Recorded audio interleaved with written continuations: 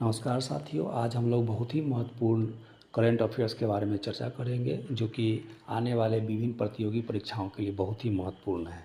तो सबसे पहला हम लोग सवाल देखेंगे, प्रधानमंत्री नरेंद्र मोदी ने जापान के किस प्रधानमंत्री से टोक्यो में शिखर वार्ता की?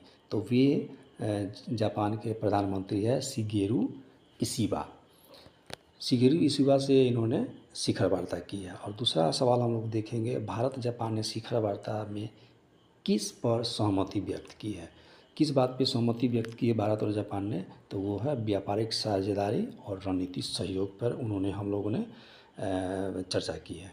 तीसरा सवाल देखेंगे कि जापान अगले 10 वर्षों में, ये भी आ सकता है, सवाल किसी तरह से भी पूछा जा सकता है, कितने वर्षों के लिए? तो जापान अगले 10 वर्षों में भारत में कितने खरब यानी ट्रिलियन येन का निवेश करेगा? तो वो 10 ट्रिलियन येन जो जापानी पैसा है, मुद्रा है, वो भारत में इन्वेस्ट करेगा 10 सालों में। अब हम लोग देखेंगे फोर्थ नंबर, भारत जापान ने किस विषय पर संयुक्त घोषणा पत्र पर सहमति दी है? तो वो है सुरक्षा सहयोग। हमारी बात यानी भारत और जापान की बात सुरक्षा सहयोग पर बनी है और वो घोषणा पत्र पर हम दोनों ने सहमति व्यक्त की है। हम दोनों का मतलब भारत और जापान ने। तो हो गया। अब है 5 नंबर, हम लोग देखेंगे कि वर्ष 2025-26 की पहली तिमाही में भारत के सकल घरेलू उत्पाद, जिसको हम लोग जीडीपी कहते हैं, उसकी वृद्धि दर कितनी रही है? तो वह है 7.8%। 7.8% भारत की पहली तिमाही घरेलू उत्पाद यानी सकल घरेलू उत्पाद, जिसको जीडीपी कहते हैं, उसमें वृद्धि दर्ज की गई है। ये हमारे लिए बहुत ही बड़ी सक्सेस के रूप में इसको देखा जाता है, भारत के बहुत बड़े सक्सेस के रूप में। अब है 6 नंबर, हम लोग देखेंगे कि पिछले 5 तिमाही में किस तिमाही में सबसे अधिक जीडीपी वृद्धि दर्ज की गई है? तो यही पहली तिमाही 25-26 में। अब हम लोग देखेंगे 7 नंबर में, 7 नंबर क्वेश्चन कि भारत ने 2030 जो आने वाला है राष्ट्रमंडल खेल की मेज़बानी के लिए कहाँ से प्रस्ताव पेश किया है? तो भारत ने इसका प्रस्ताव अहमदाबाद से पेश किया है कि हम अहमदाबाद में राष्ट्रीय खेल जो है 2030 का वो हम वहाँ पर अहमदाबाद में उसको आयोजित करेंगे। अब देखने की बात है कि इसका फाइनल क्या होता है, लेकिन अभी प्रस्ताव पेश किया गया कहाँ के लिए? तो सवाल हो जाएगा कहाँ के लिए प्रस्ताव पेश किया गया? तो अहमदाबाद के लिए प्रस्ताव पेश किया गया है। 8 नंबर में है कि भारत ने किस देश को हराकर SAFF साफ अंडर-17 महिला फुटबॉल चैंपियनशिप जीता है? तो किसको हराया भारत ने? तो वो है नेपाल। और कितने गोल से यानी कितने कितने का अंतर से हराया गया है? तो भारत ने नेपाल को 5-0 से हराया है, यानी कि भारत 5 गोल किया है और नेपाल 0, यानी वो एक भी गोल नहीं कर पाए। 10 नंबर में है कि 35वीं नेशनल यूथ पार्लियामेंट प्रतियोगिता का पुरस्कार वितरण कहाँ हुआ है? तो ये संसद भवन परिसर में, दिल्ली जो हमारा संसद भवन परिसर है वहाँ पर इसकी वितरण की गई है। तो इसके एक बार हम लोग फिर से रिवाइज कर लेते हैं। पहला नंबर हम लोग देखे थे कि प्रधानमंत्री नरेंद्र मोदी ने जापान के किस प्रधानमंत्री से टोक्यो में शिखर वार्ता की? तो वह प्रधानमंत्री है जापान के शिगेरू इशिबा। दूसरा हम लोग देखे थे कि भारत और जापान ने शिखर वार्ता में किस पर सहमति व्यक्त की है? तो उसका हम लोग देखे थे व्यापारिक साझेदारी और रणनीति सहयोग हमारी उनसे बनी है। और तीसरा कि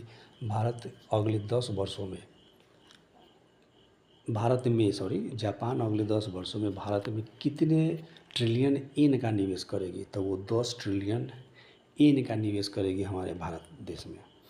4 में हम लोग क्या देखे थे कि भारत जापान ने किस विषय पर संयुक्त घोषणा पत्र की सहमति दी है? तो सुरक्षा सहयोग पर भारत और जापान का संयुक्त घोषणा पत्र निर्गत हुआ है। अब हम लोग देखेंगे कि 5 में हम लोग देखे थे वर्ष 25-26 की पहली तिमाही में भारत का सकल घरेलू उत्पाद जीडीपी की वृद्धि दर कितनी रही है? तो 7.8। ये बहुत ही महत्वपूर्ण क्वेश्चन है। 7.8 जीडीपी दर्ज की गई है पहली तिमाही में। 6 नंबर में देखेंगे कि पिछले 5 तिमाही में किस तिमाही में सबसे अधिक जीडीपी वृद्धि दर्ज की गई है? तो पहली तिमाही 25-26 में हम लोग इसको देखेंगे।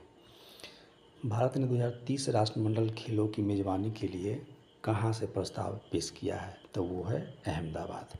अहमदाबाद से वो प्रस्ताव पारित किया गया है। 8 नंबर है, भारत ने किस देश को हराकर साफ अंडर-17 महिला फुटबॉल चैंपियनशिप जीता है, तो वो है नेपाल। नेपाल को हरा करके भारत ने इस प्रतियोगिता को जीता है। किस प्रतियोगिता को, तो ACFF अंडर-17 महिला फुटबॉल चैंपियनशिप। नेपाल को हराकर भारत चैंपियन बना है। और कितने गोल से, तो वो है 5-0 गोल से भारत ये विजय प्राप्त किया है। 5-0 का मतलब होता है 5 इंडिया गोल किया है और 0 नेपाल, वो एक भी नहीं कर पाए।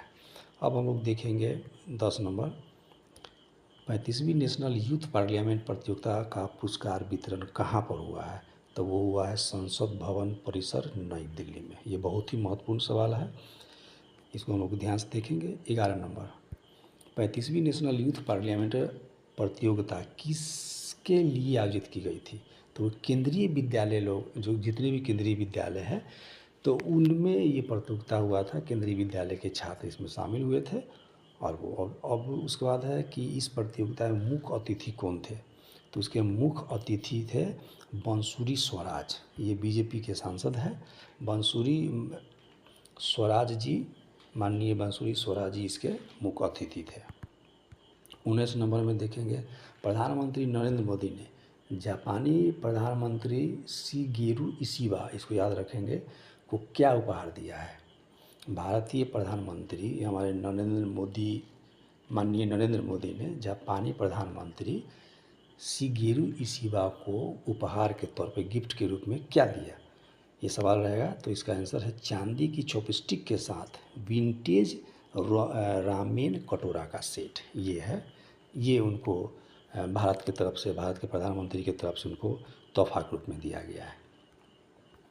उसके बाद हम लोग देखेंगे कि देश के पहले टेम्पर्ड ग्लास मैन्युफैक्चरिंग प्लांट का उद्घाटन कहाँ किया गया है, तो ये नोएडा में इसकी उद्घाटन की गई है।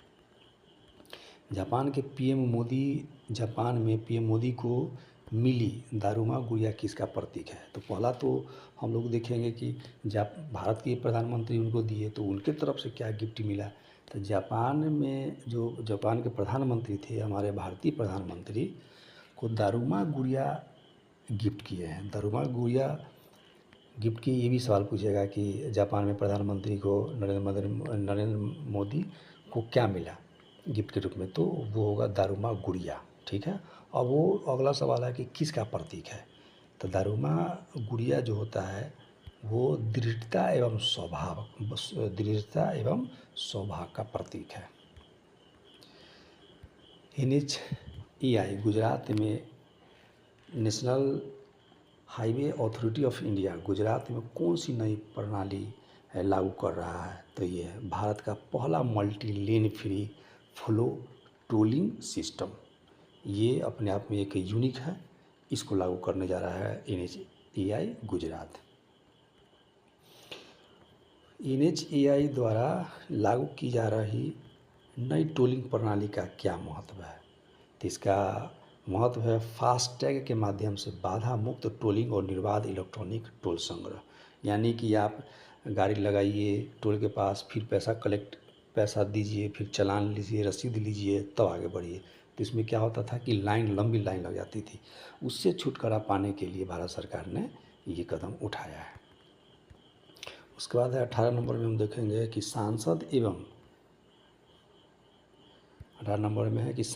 एवं राज्यों केंद्र शासित प्रदेशों की विधानसभाओं की अनुसूचित जाति एवं जनजाति कल्याण समिति के राष्ट्रीय सम्मेलन का सफल समापन कहाँ हुआ है। सवाल है कि संसद एवं राज्यों केंद्र शासित प्रदेशों की विधानसभाओं की अनुसूचित जाति एवं अनुसूचित जनजाति कल्याण समिति के राष्ट्रीय सम्मेलन का सफल समापन कहाँ हुआ है, तो उसका सही आंसर क्या है, उड़ीसा भुवनेश्वर में इसका समापन किया गया है। 19 नंबर है, थाईलैंड के किस प्रधानमंत्री को पद से हटाया गया है, तो ये है पैतोंग टार्न शिववात्रा। ये बहुत ही कम उम्र के प्रधानमंत्री बने थे, लेकिन एक फ़ोन कॉल लीक होने की वजह से इनको पद से हटना पड़ा। इतना मतलब एक छोटा सा कॉल, अब उस कॉल में क्या था कि इनको पद से इस्तीफा देना पड़ गया।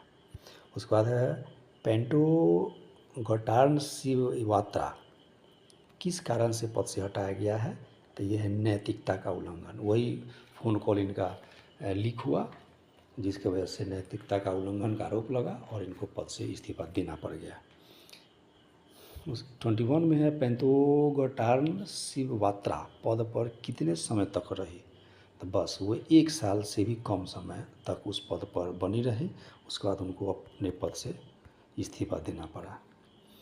उसके बाद इस फैसले का ऐलान किस संस्था ने किया कि उनको अपने पद से हटना पड़ेगा? तो वो है थाईलैंड का संवैधानिक न्यायालय। थाईलैंड का संवैधानिक न्यायालय ये निर्णय दिया कि भाई आपको पद से हटना पड़ेगा।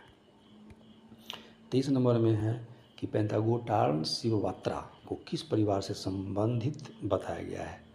तो वो है श्रीवात्रा परिवार। इसको याद रखेंगे, हालांकि ये बहुत ज़्यादा इम्पोर्टेंट नहीं है, फिर भी हम लोग ध्यान रखेंगे। 24 नंबर में है कि हाल ही में थाईलैंड के कार्यवाहक प्रधानमंत्री के रूप में किसे नियुक्त किया गया है? तो वो है फुमथाम वेचाएचाई। इनको उनकी जगह पर कार्यवाहक प्रधानमंत्री के रूप में इनको नियुक्त किया गया है। उनका नाम है फुमथाम वेचाएचाई।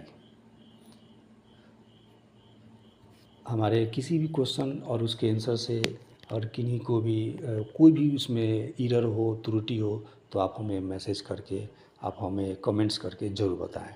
हम इसको अगली बार सुधार करेंगे और हमारे वीडियो में जो भी कमी आपको नज़र आए कृपया कर हमें उसको बतलाएं और हम आपको वादा करते हैं कि उसमें संशोधित करके अपने ऑडियो को संशोधित करके जो भी कमी है उसको पूरा करके हम आपके लिए वीडियो बनाते रहेंगे। नमस्ते।